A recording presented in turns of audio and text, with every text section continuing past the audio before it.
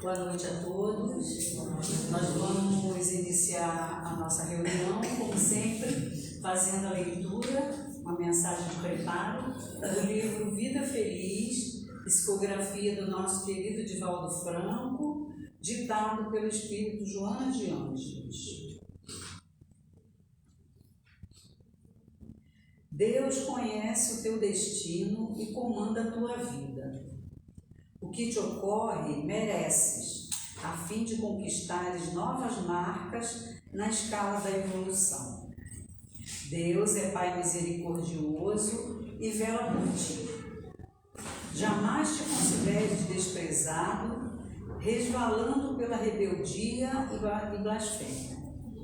O homem deve treinar coragem e resignação, sem cujos valores permanece criança espiritual. Deus não tem preferências e nos ama a todos. Deixa-te conduzir pelas ocorrências que não podes mudar e altera com amor aquelas que te irão beneficiar. Desesperar-te nunca.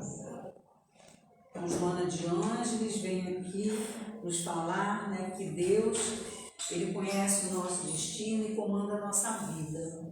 E tudo aquilo que nós passamos é porque merecemos e que isso é sempre um aprendizado, Lembrando a nossa frase que tem ali no nosso banner, que não existe erro, existe aprendizado. Então, nós estamos aprendendo todos os dias com os nossos próprios erros, com as nossas falhas.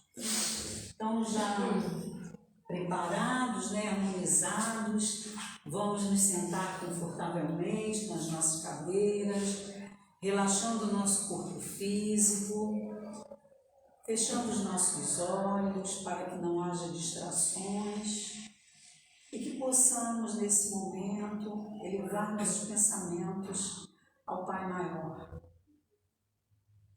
Deus de amor e bondade, aqui estamos, Senhor, em mais uma noite de aprendizado, em mais uma noite de estudos. Que possamos abrir as nossas mentes para esse conhecimento e abrir principalmente os nossos corações para a prática de tudo aquilo que ouvimos aqui. Te rogamos, Senhor, nesse momento, que os bons espíritos que aqui se encontram possam emanar sobre nós fluidos reparadores, fluidos de saúde e de paz. E que assim, harmonizados, Senhor, pedimos nesse momento, diante da Tua proteção, a permissão para iniciarmos mais uma reunião doutrinária em nossa casa. Que assim seja. Bem, hoje nós temos o nosso convidado, nosso companheiro Emerson, lá do Centro Espírita João Evangelista, de Dores do Rio Preto. E, vez por outra, eu estou lá convidando o Emerson para ele vir colaborar conosco, trazendo essa palavra sempre amiga. Então, Emerson, fique à vontade. Nós vamos descobrir um quadro ali que a gente nem lembrava que tinha. E tá ali. Fica à vontade. Boa noite, meus irmãos, minhas irmãs. Boa noite. Grata satisfação, de retorno aqui, É sempre uma alegria, sabe, Neide? Essa oportunidade de poder trabalhar, As oportunidades são tão poucas, assim, que às vezes a gente tem, A gente fica negligenciando serviço, então tem hora que você não tem. O telefone liga e fala, olha, preciso para fazer um estudo. E aí você fala assim, como que eu vou sair dessa, Vou dizer que eu não posso ir, Não tem como dizer que não pode ir, Então, você força e tem que vir, Temos que colocar para frente, temos que trabalhar e essas pequenas oportunidades para a gente fazer uma diferença que bom, gigantesca, É sempre uma alegria vir aqui na casa de vocês, né? Sempre bons gostos, né? Ajudam bastante a gente. Bom, hoje a gente vai falar aqui, né? Trouxe um tema para a gente conversar. Na verdade é uma conversa, né? Palestra, quem fazia, o Divaldo, eram tantos outros aí, né? A gente conversa. Então, a conversa que a gente tem aqui é um tema já antigo, batido na casa espírita, já falado muitas e muitas vezes, né? Mas, se a gente parar para pensar, é importante a gente sempre revisitar esses temas, um outro pensamento, né? Uma outra abordagem, que às vezes ele sensibiliza a gente de alguma forma, né? E faz a gente realmente sair um pouquinho dessa inércia e dar uma caminhada, dar uma trabalhada, né? Tentar fazer alguma coisa de diferente, né? Então, aproveitando aqui, hoje nós vamos trabalhar essa pergunta aqui.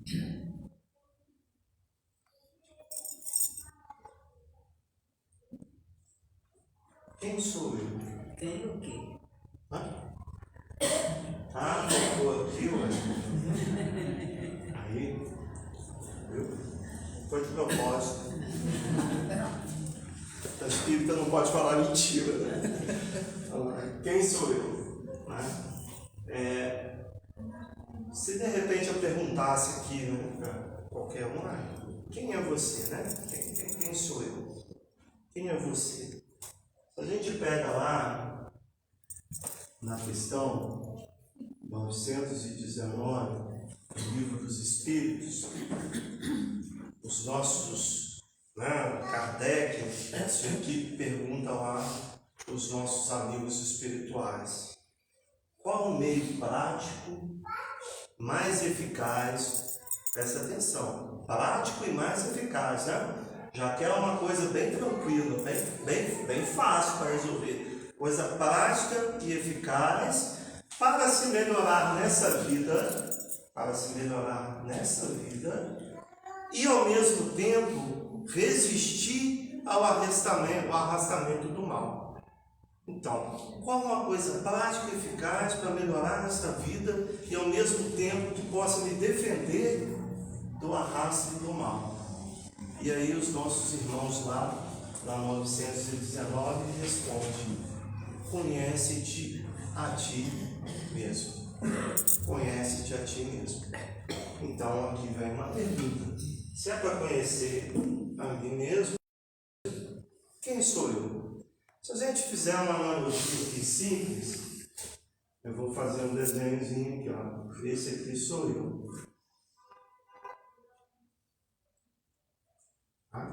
Esse sou eu. Deixa eu dar uma ajudinha para ficar melhor.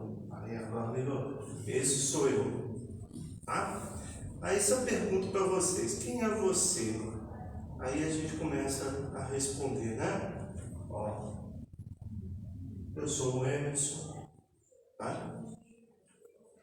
Eu tenho 31 anos. Eu sou casado. Eu sou pai. Isso. De profissão, biólogo. Mas o que eu posso falar de mim? Moro em Dores do Rio Preto. É isso? Sou espírita. Tenho um carro branco. Mas o que eu posso falar? Tenho 1,80 m. Bom, eu ia encher aqui, né? Posso ainda continuar enchendo os ouvidos de vocês aí com muita coisa de quem sou eu. E 99% ou mais responderia a mesma coisa quando a gente faz uma pergunta dessa rua: quem é você? Você enumera esse monte, né, de informação. Mas se a gente vai lá na pergunta 919, os espíritos assim, ó: qual o meio prático mais eficaz para se melhorar nessa vida, resistir ao arrastamento do mal? Eles respondem: conhece-te a ti mesmo. Conhece a ti mesmo. Conhece-te a ti mesmo nos leva à necessidade de uma coisa maior, concorda? Já não está falando muito da matéria, já está falando da vida, já está falando da vida espiritual. Então, se eu continuar o raciocínio, se eu desencarno aqui agora, nesse momento, e eu vou para o plano espiritual, e eu chego lá e de repente me pergunta: quem é você? Eu falo: eu sou o Emerson. Ajudou alguma coisa na minha melhoria?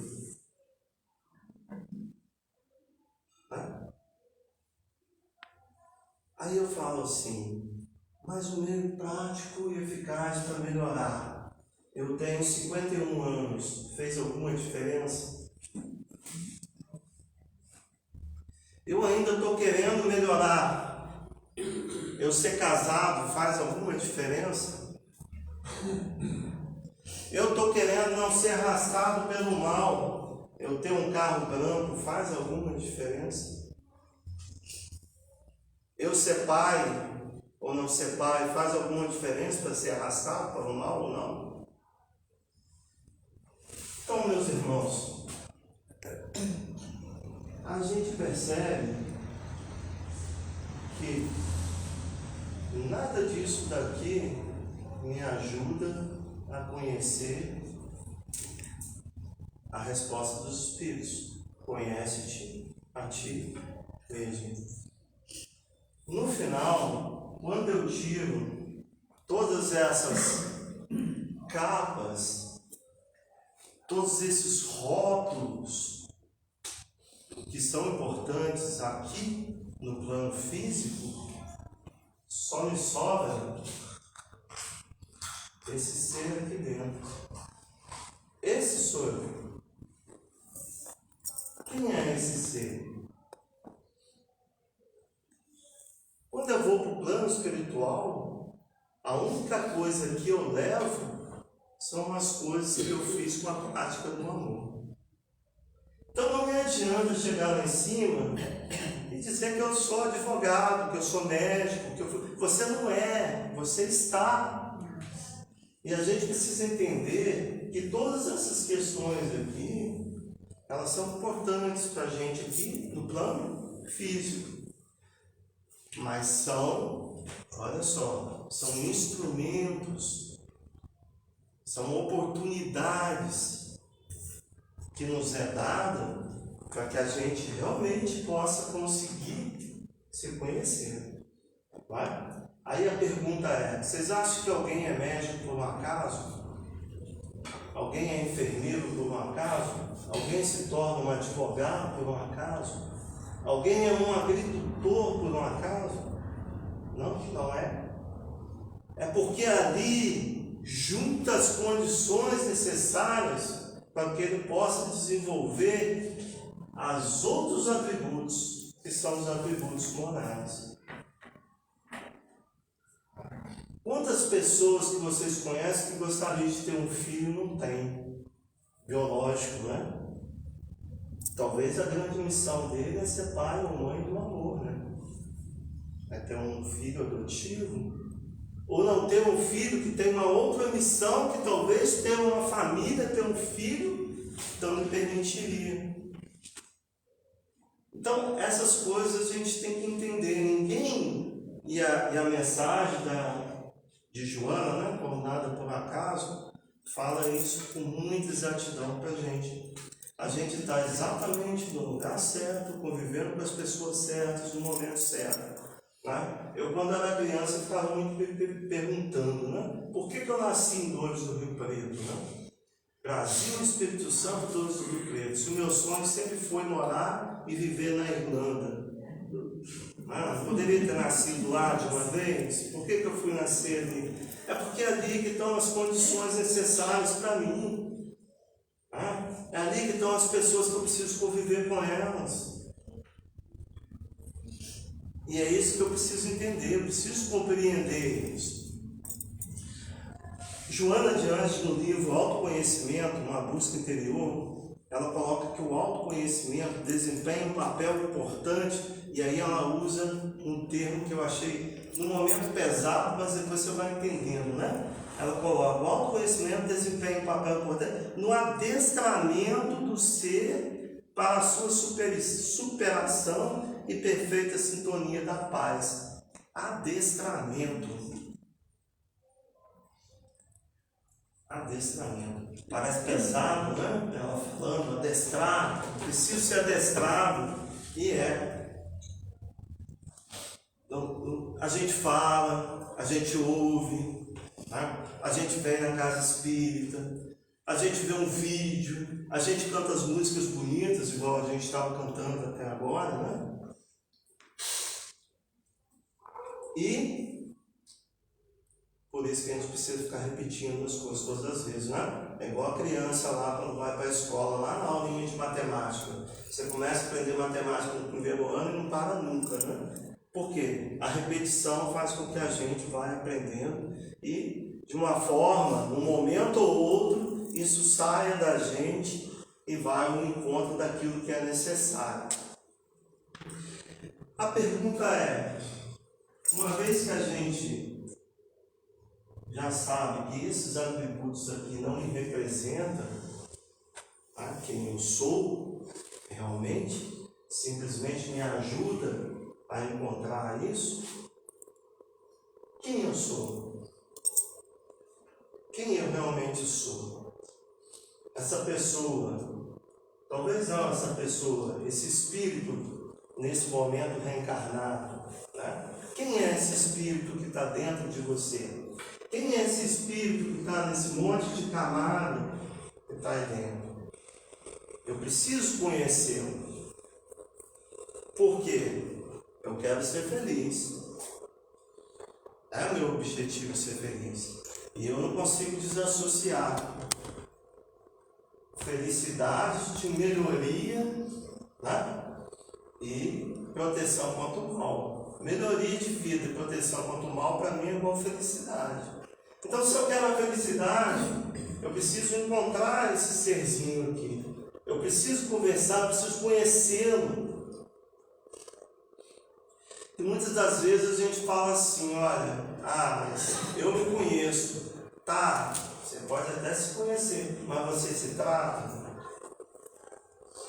Porque não adianta também eu ficar assim, olha, eu sei quais são os meus erros, né? Eu sei quais são os meus erros. E o próximo passo? Eu sei consertá-los? Eu sei trabalhá-los?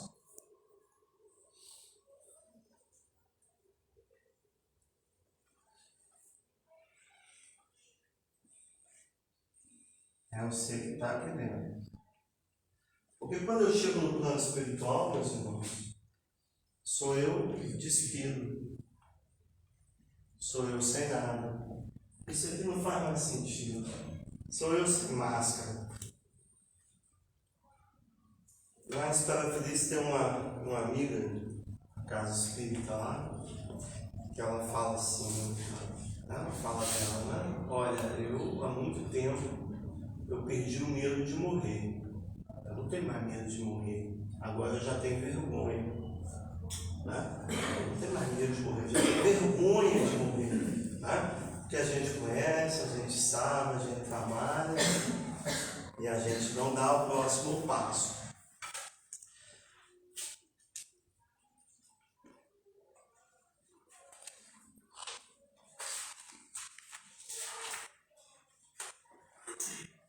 Bom, agora que eu sei que tudo isso aqui da matéria é importante, mas não é o fundamental,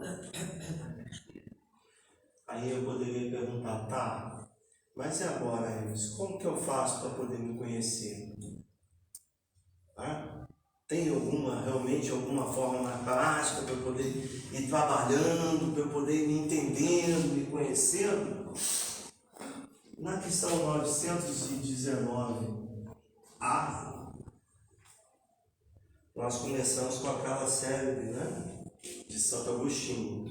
Santo Agostinho fala para a gente o seguinte, olha, depois que você já assistiu ele falando hoje, né? Depois que você já assistiu a novela, já assistiu a sua série predileta, já viu o futebol das 9h30, né? Você deita na sua cama quietinho lá, reserva um tempinho para você, passa em revista na sua consciência, né? E use 3 crivos e analise o seu dia. Primeiro, como que eu estou com Deus?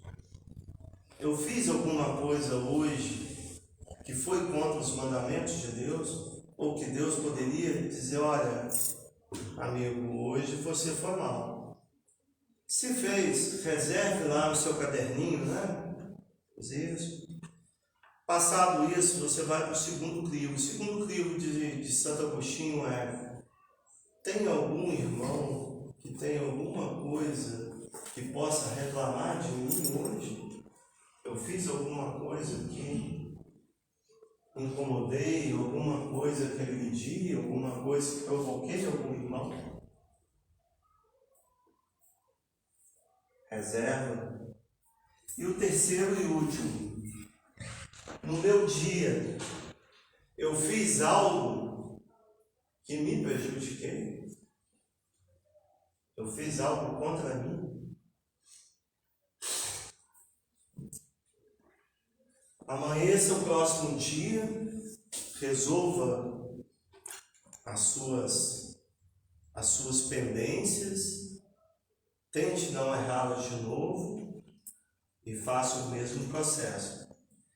Essa do contra a gente mesmo, né? A gente avaliar se a gente fez algo contra a gente mesmo, né? Você sabe qual que é a maior dificuldade que o ser humano tem, né? Como pessoa? A maior dificuldade que nós temos como pessoas, né? É perdoar a si mesmo. Então esse é o maior desafio que a gente tem. E é difícil, e muitas das vezes a gente precisa de ajuda para isso. Então pode parecer simples essa reflexão de Santo Agostinho, mas ela é muito profunda. Ela começa no Criador, passa pelo meu próximo, né? E termina em mim, né? Vira o Evangelho todinho aí dentro, né? Vira os 2 principais mandamentos: amai a Deus sobre todas as coisas e o teu próximo como a ti mesmo. Então toda vez que você ofende a um pequenininho que está ao seu lado, a mim você também está ofendendo. Mas Santo Agostinho é um pouquinho mais perto que a gente, né? Mais um pouquinho abaixo, na 919, ele fala assim, ó: mas eu conheço bem vocês, né? Quando você está lá no pensamento, de repente você começa lá, bom, mas isso aqui, olha, olhando bem, não é bem assim, né? Eu acho que as pessoas precisavam mesmo escutar isso que eu falei, né? Então sempre tem essa... A gente sempre acha uma forma de aliviar a barra para a gente, né? Nunca sou eu, sempre é o outro.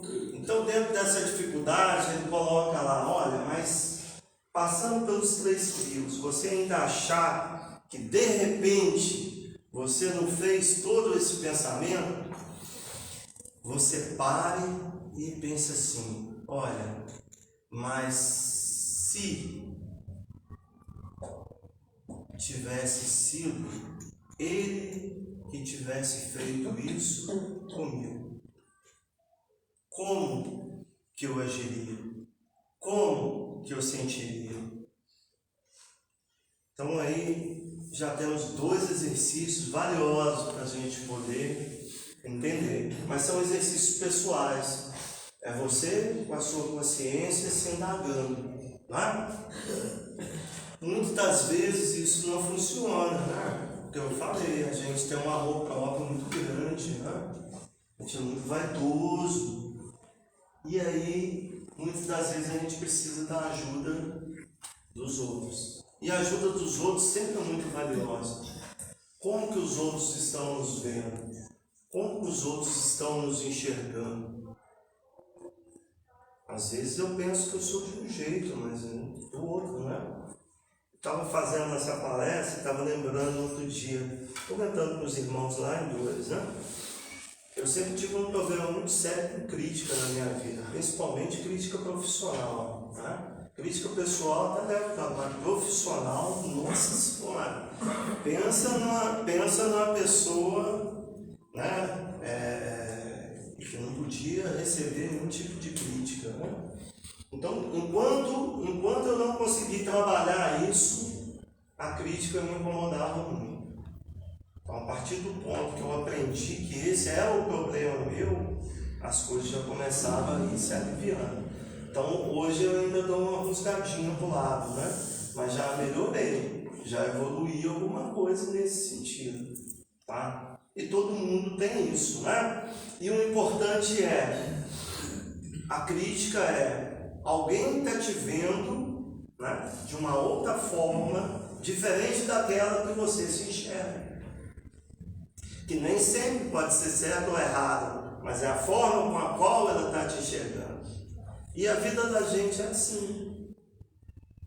E as pessoas veem a gente de forma diferente. Elas não veem.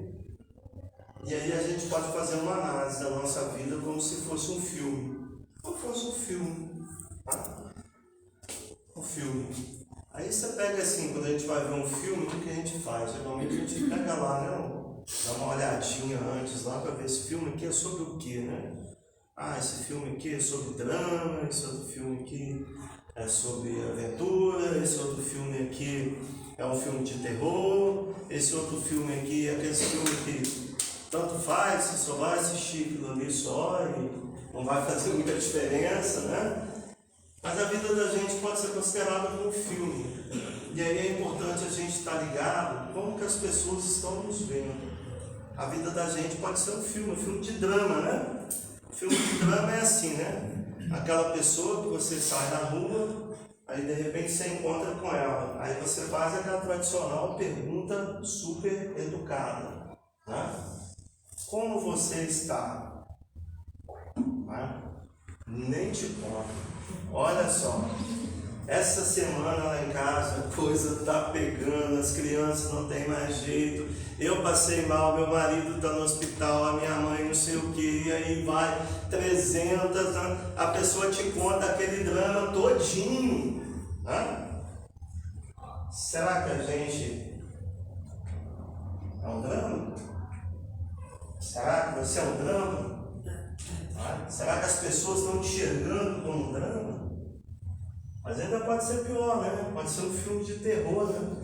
Filme de terror é aquele assim, ó, você olha assim na rua, apontou aquele ser lá, você fala, meu Deus do céu, a primeira casa que você vê, você entra, né?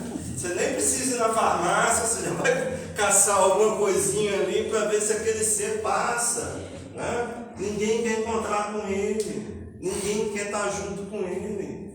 Ou a energia é negativa demais, ou ele faz a pessoa passar mal, tá? Essa é a pessoa terror. Será que você é uma pessoa terror? Será que as pessoas estão te enxergando como uma pessoa terror? Né? Ou ainda você pode ser aquela comédia romântica, né? O que é uma pessoa, né? Comédia romântica, né?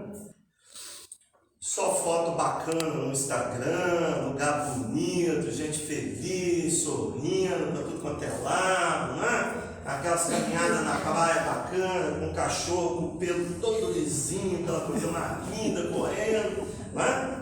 A pessoa, comédia romântica, a gente vê aquilo tudo, mas sabe que não é aquilo. Será que as pessoas estão te enxergando como uma comédia romântica? Ou pode ainda ser pior, né? Você pode ser assim, aquela novela mexicana, né? Novela mexicana. Eu sei que eu tenho um caso na família, assim, bem de novela mexicana, né? Você senta lá e começa a te contar. Não, mas olha só, me traiu a minha confiança, eu não sei porquê. E aí você entra todo naquele, né? Ali ouvindo, e você começa a entender e ver e quer aprofundar, aí de repente solta. Em 1974, você fala, meu Deus do céu, tem 51 anos que essa criatura está está agarrada nesse sofrimento, não soltou isso, não se libertou, está preso naquilo ali. O mundo dela gira em torno disso. Será que você é uma pessoa, né? Novela mexicana? Então, as pessoas nos assistem, as pessoas nos veem. E como que as pessoas estão nos vendo, gente? Como que as pessoas estão nos enxergando? Vamos estar atentos a isso.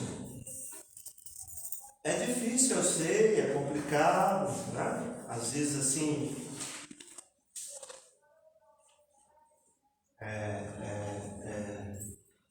a gente fica meio sem chão, né? Mas as pessoas nos enxergam. Vocês querem ver outra coisa interessante? É quando a gente recebe um cartão, né? Cartão de aniversário, cartão de qualquer coisa, e ali as pessoas escrevem.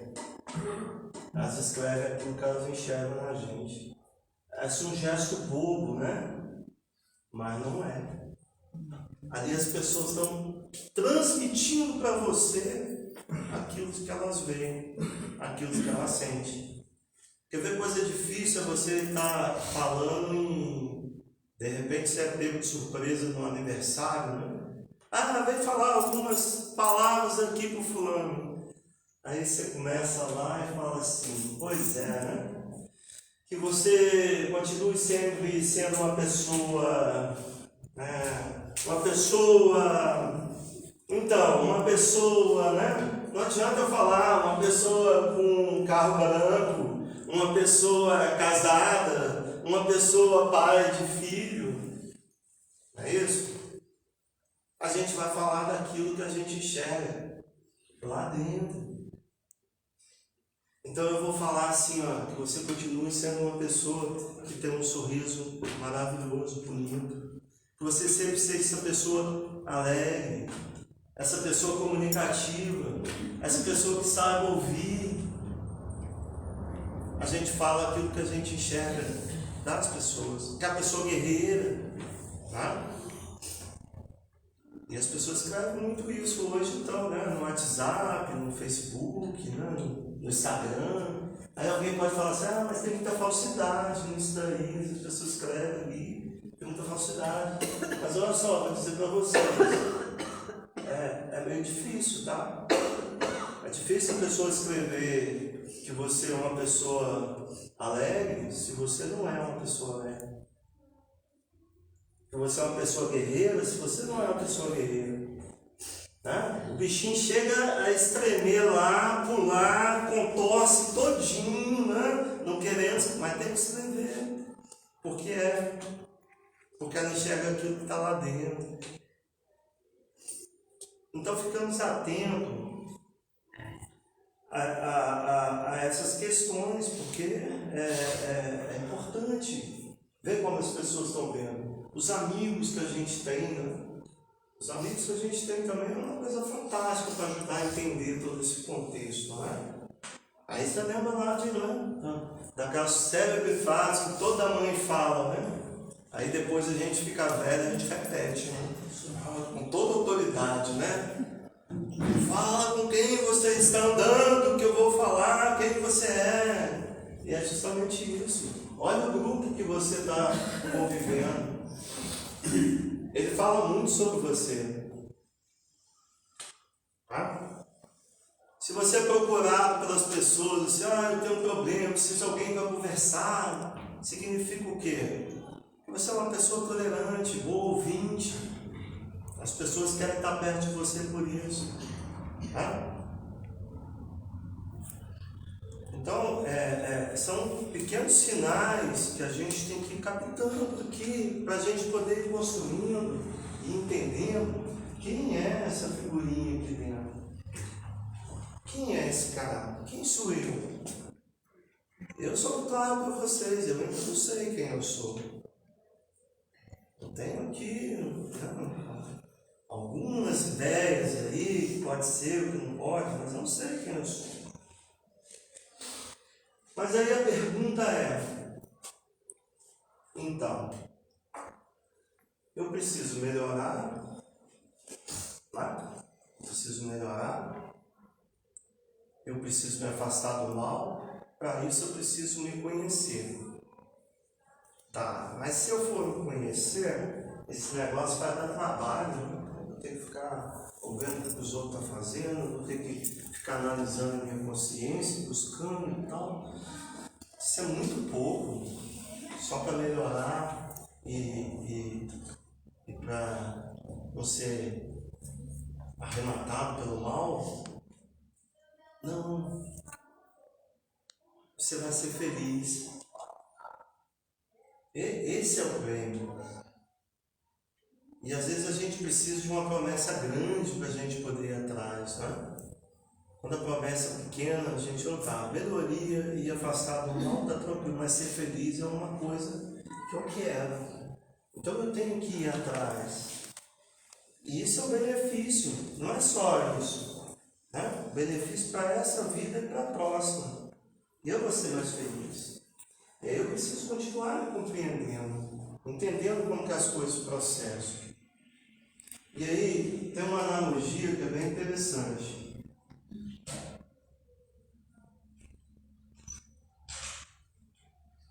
Usando muita criatividade de vocês, tá? Vocês imaginam que isso aqui seja um vulcão. Tá? Imagina que é um vulcão isso aqui. Tá? O que a gente vê lá em cima do vulcão? Fogo, lava, fogo, lava. O processo está acontecendo aqui, certo? Mas alguma coisa aconteceu aqui dentro antes para que a gente veja o resultado lá em cima. E a gente é da mesma forma, a gente é desse jeitinho. Quer ver? Depois a professora de arte da escolinha, eu quero me matricular, tá? Ó. Esse cara aqui tá com uma carinha de quê? De bravo, não tá? Ele tá bravo. Vamos dizer então que esse cara tá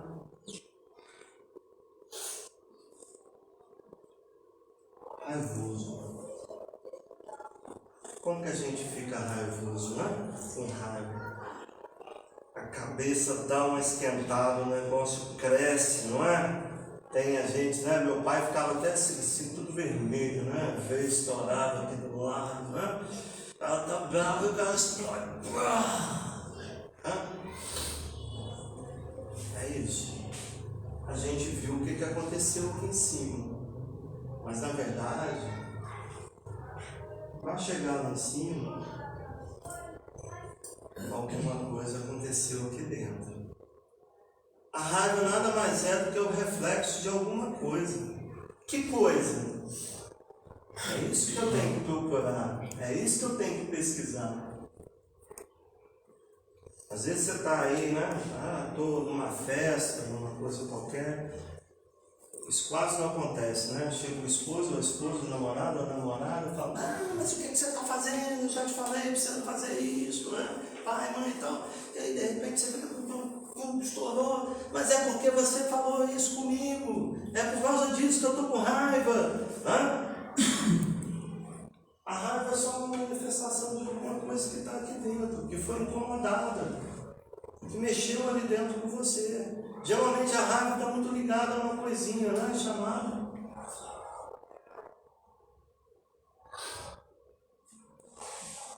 orgulho. De repente você não está assim. Eu vou tratar a raiva, não vai adiantar nada. Eu tenho que tratar o orgulho. É ele que está causando a raiva aquecida. É ele que está provocando isso.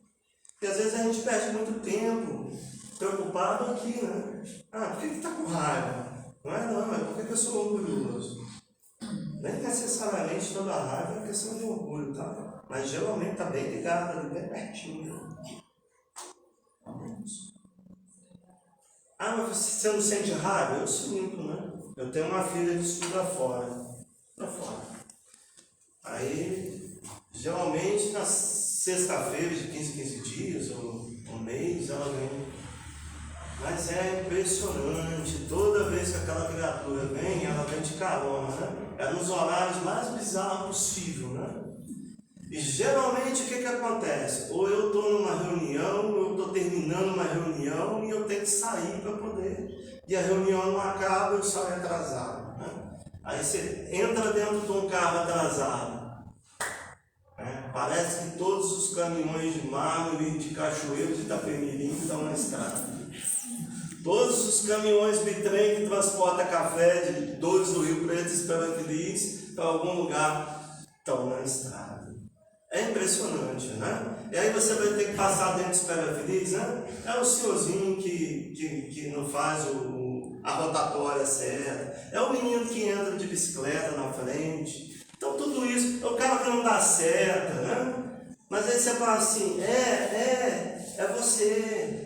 Não são eles, é você. É você que já saiu de casa contaminado. Aí eu fico com raiva, né? A única vez que deu tudo certo, eu fiquei esperando 1h30. Deu errado para ela naquela vez, né? Mas tudo bem, então estamos trabalhando a raiva no trânsito. Mas é impressionante.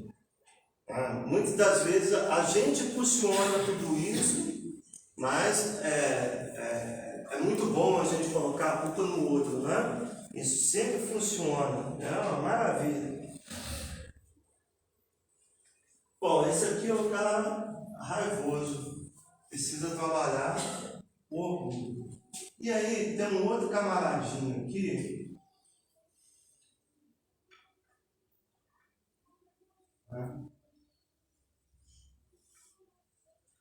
Esse aqui já tá meio triste, né? Como assim, um cara que tá chateado. Quem tem filho pré-adolescente, adolescente, isso aqui é uma maravilha, né? Quase não fica chateado, né? Ele olha lá no Instagram dele, os colegas estão tudo numa festa, num lugar, né? E ninguém convidou ele. Meu Deus do céu, né? O mundo acabou. E acontece com a gente também, né? É festa de aniversário do fulano, você não foi convidado. É seu aniversário, né? E o fulano esqueceu de te cumprimentar. Fiquei chateado, fiquei aborrecido, né? Eu sou o primeiro a dar os parabéns para ele todo ano no aniversário dele. E no meu, aí ele esqueceu. Fiquei chateado, né? Alguma coisa está acontecendo aqui dentro para poder estar chateado. Né? Alguma coisa está acontecendo aqui dentro. A chateação é o resultado de alguma coisa. E aquilo o que é? Um milímetro. Que é a prima do orgulho. Na verdade, eu não estou chateado, eu estou melindrado. Eu estou melindrado por quê? Porque eu sou o centro do universo. Sabe? Eu sou a pessoa mais importante que existe. Como assim alguém tem coragem de fazer alguma coisa e não me chamar? Não me convidar para poder participar daquilo? Não é? Isso quase não acontece, menino quase não tem na casa espírita, né? Quase não tem, quase não tem. Por que eu não fui chamado para fazer parte desse grupo, né? Quase não tem na casa espírita. Porque a questão é isso, ó, a gente imagina que a gente está aqui, né? Aí de repente vem alguém e fala que você está aqui. E essa distância daqui aqui é uma queda gigantesca. Isso se chama choque de realidade, de vivência. É isso? Mas eu ainda tenho ainda mais uma figurinha aqui, a última figurinha para a gente analisar. Que também é bem parecidinho com aquele ali, ó. Isso aqui é aquela figura que aí ele encontra com você e fala assim: pois é, eu tenho 2 irmãos. Meu irmão estudou é advogado, a minha irmã estudou é médica.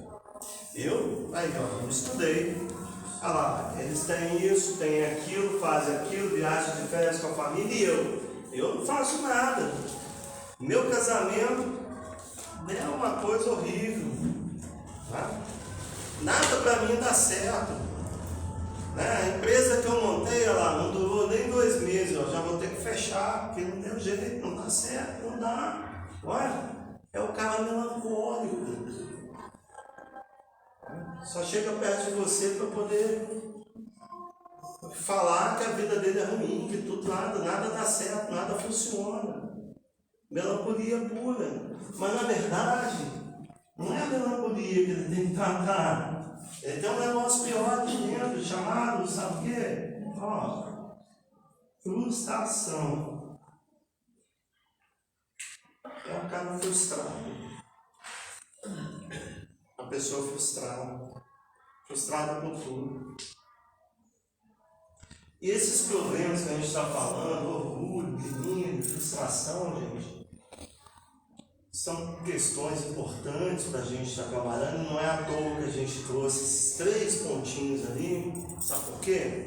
Porque o pior defeito está lá. Os nossos irmãos espirituais não falam. Qual o pior defeito que a gente tem? É aqueles que estão enraizados. Aqueles que estão ali dentro, travados dentro de nós. A gente muitas das vezes fica preocupado com as causas. Lá em cima, né? Os resultados, o que aparece, o que vê. Mas a gente tem que tratar o que está aqui dentro. Enquanto. E tem jeito? Não tem. Eu posso fazer alguma coisa por essa pessoa aqui? Não. É ela com ela mesma. Esses pontos são pessoais. Né? O que eu posso é de vez em quando chamar, ó, Clóvis, tu é orgulhoso, hein, bicho? Fica esperto, hein? Entendeu? Eu posso ajudar dessa forma.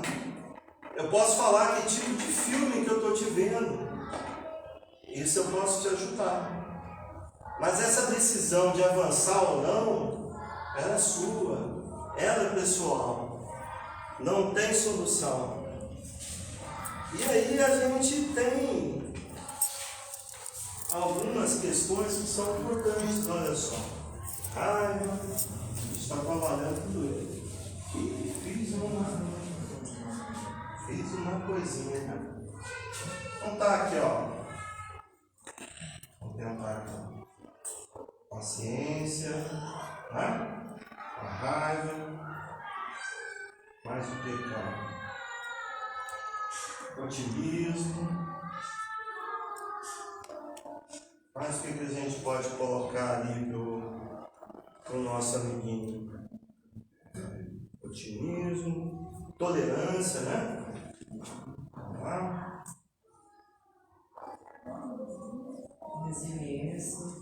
Resiliência, assim vai. Vocês entendem que tudo isso aqui está na linha do amor? Na linha do amor, né? Aí a pergunta que eu acho a pergunta mais impressionante dos livros dos Espíritos. A questão 621. Vai ganhar um prêmio quem lembrar de cabeça. Qual é a questão 621? Entendeu? Espíritas, né? 621. Aonde está escrito a lei de Deus? Aonde? Na consciência. Na consciência, Deus. Toda vez que alguém me faz alguma coisa, eu vou lá na minha consciência. Se eu não acho paciência, não acho otimismo, não acho tolerância, não acho resiliência, o que vai acontecer? Vai doer. Vai doer. Entendeu? Entendeu por que dói? É porque eu não consegui encontrar. Eu não consegui buscar lá dentro. Lá na lei de Deus, lá na minha consciência. Entendeu? Porque as pessoas são diferentes. E a gente tem que entender que as pessoas são diferentes. Porque às vezes na consciência dela ainda não tem a paciência para ela poder buscar. Às vezes a consciência dela não tem o otimismo para poder buscar. Às vezes a consciência dela não tem a tolerância. E toda vez que eu busco e não acho, dói. É a mesma coisa que pegar punhado de sal e jogar diretamente na ferida. Mas é bater e doer, gente. Para a gente poder adquirir isso aqui. Para que eu possa conhecer. Lembra? É importante conhecer quem eu sou. Mas não basta só conhecer. Eu preciso trabalhar. Então toda vez que eu ficar com raiva a partir de agora, eu tenho que vasculhar. Por quê? O que foi que aconteceu comigo? Né? Quer uma coisa prática? Vamos lá. A pessoa fica assim, ó, semana que vem eu tenho que fazer uma endoscopia. Meu Deus do céu. Jesus, eu tenho que fazer uma endoscopia e aquilo já começa aquela doideira, aquela impaciência, aquele nervosismo e tal. Mas você pergunta, por quê? Ah não, porque eu não quero estar passando mal. Mas você vai fazer endoscopia para ver se... Mas por quê? Aí quando você vai indagando, lá na frente a pessoa vai te responder assim, porque eu tenho medo de morrer. Eu tenho medo de descobrir que eu tenho alguma coisa e eu vou morrer. Então as perguntas são importantes para a gente poder entender quais são as causas. Se eu estou intolerante, por quê? O que foi que me machucou naquele diálogo, naquela questão que me fez doer, que doeu em mim?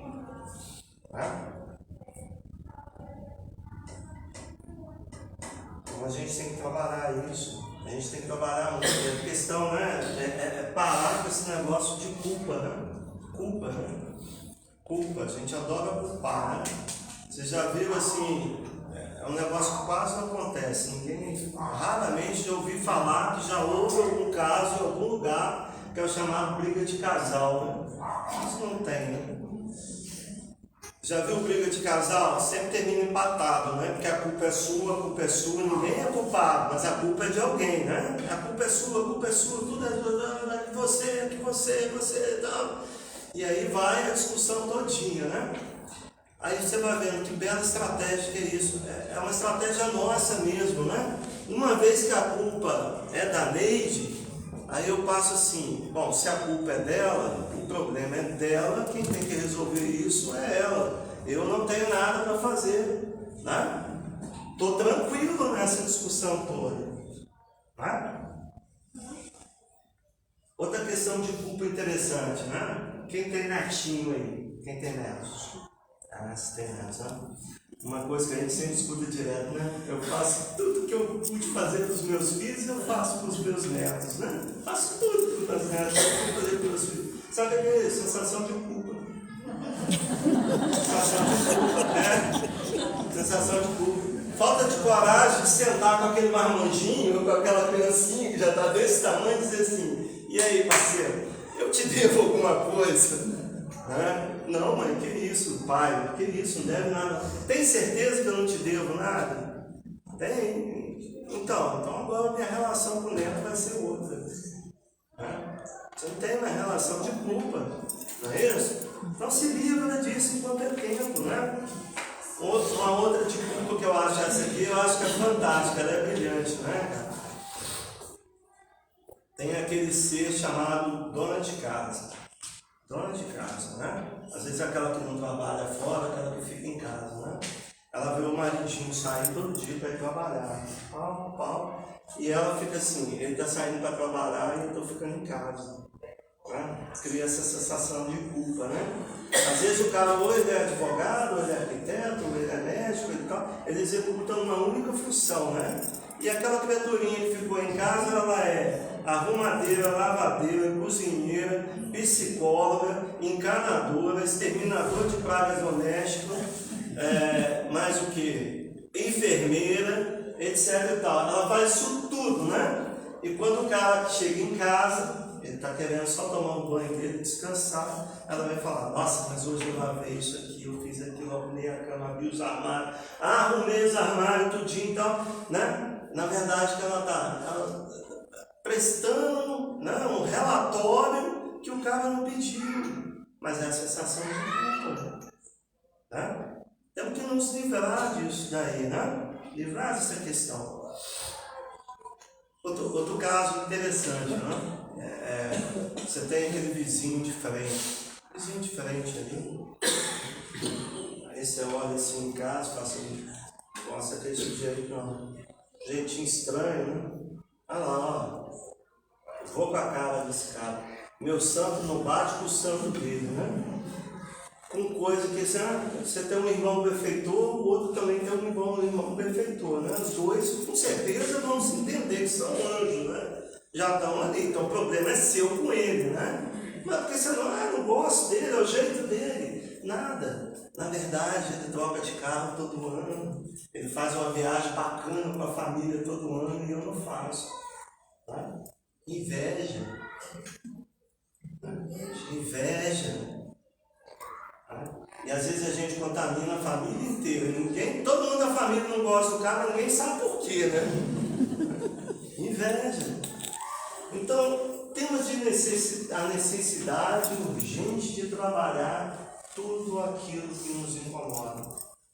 Tem uma frase espírita que fala assim, ó,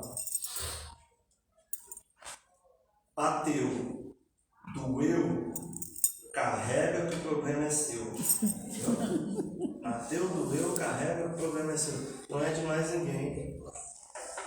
E é importante a gente estar, né, tirando toda a brincadeira do estudo aqui, mas a gente falou de muita coisa séria.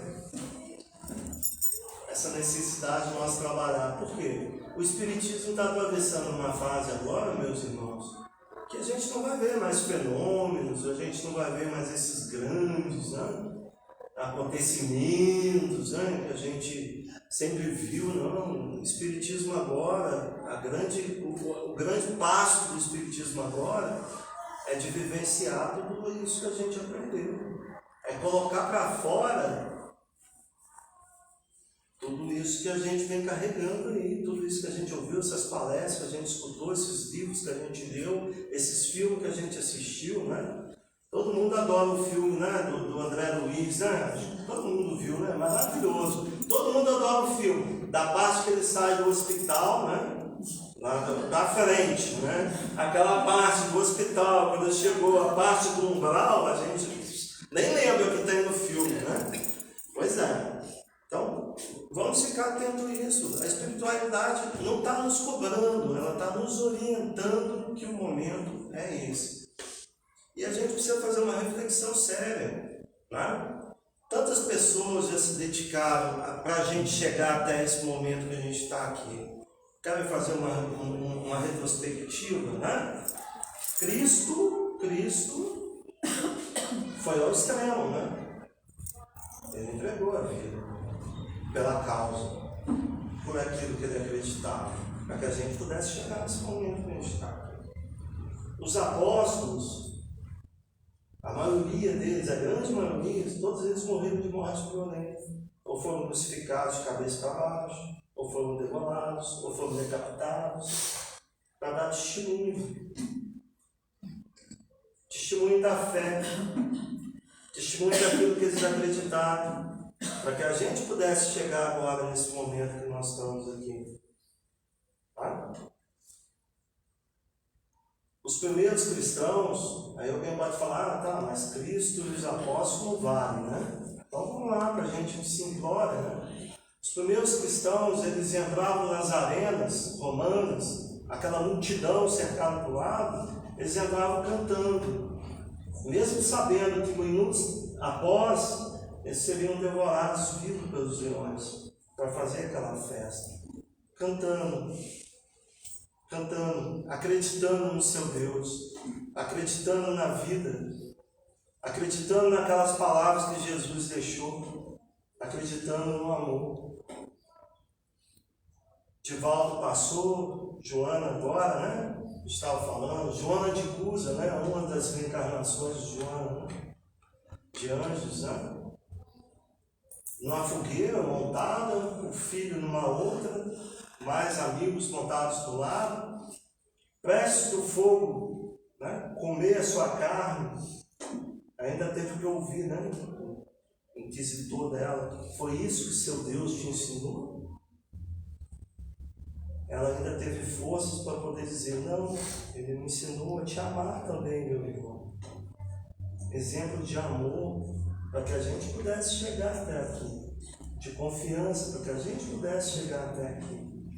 Francisco de Assis, o homem da paz, do amor, levantava suas mãos aos céus e agradecia: Senhor, obrigado, eu não sou merecedor, meu Pai.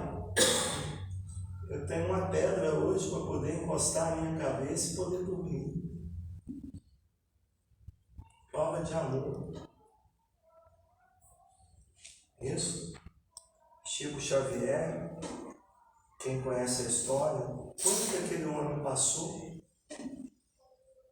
para que nós pudéssemos chegar até aqui. Então a espiritualidade agora nos pede isso. Tomemos consciência, tomemos a rédea da nossa vida, tratamos de deixar a nossa vaidade, o nosso orgulho de lado, vamos compreender quem que nós somos realmente, vamos buscar a fundo, vamos nos dedicar, vamos fazer valer tudo isso que aconteceu para que nós possamos estar aqui nesse momento. É muito pouco que está pedindo para nós, meus irmãos, frente a tantos outros que tiveram ali para trás. Então, continuo com a irmã Ana, né? Morrer, eu já estou sem medo, mas já estou começando a ficar com bastante vergonha, tá? De como que eu vou chegar lá em cima. Bom, posso dizer que vocês ganharam, né, mais uma estrelinha da paciência, né, atuar esse tempo todo. Meu agradecimento à casa, né, que tenhamos aí uma noite ainda iluminados, os nossos lares, junto com os nossos, né, que as bênçãos aí possam ser derramadas a todos vocês. Obrigado.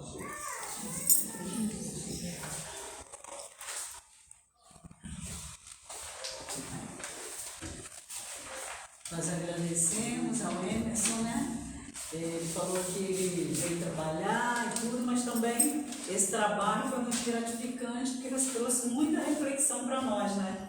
Muita coisa aí, de uma maneira humorada, mas lúdica, muito profunda, né?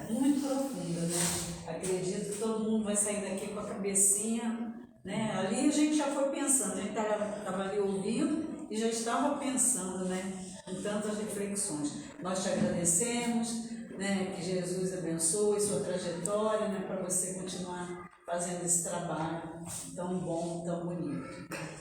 Então, gente, nós vamos fazer a nossa prece de encerramento, vamos agradecer nesse momento, fechando os nossos olhos.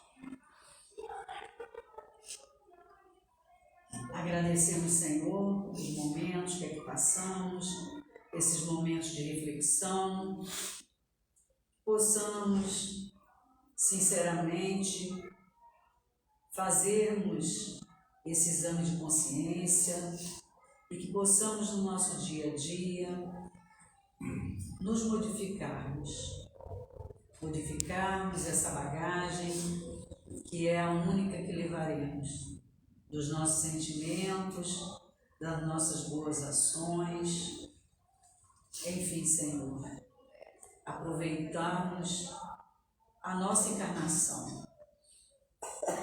Agradecemos também, Senhor, a presença dos amigos espirituais que aqui se encontram, colocando sobre nós os bons fluidos, o ânimo, a força, a coragem de que necessitamos para dar conta das nossas tarefas aqui na Terra. E assim, Senhor, muito gratos, pedimos a Tua permissão para nesse momento encerrarmos essa primeira parte da nossa reunião. Que assim seja.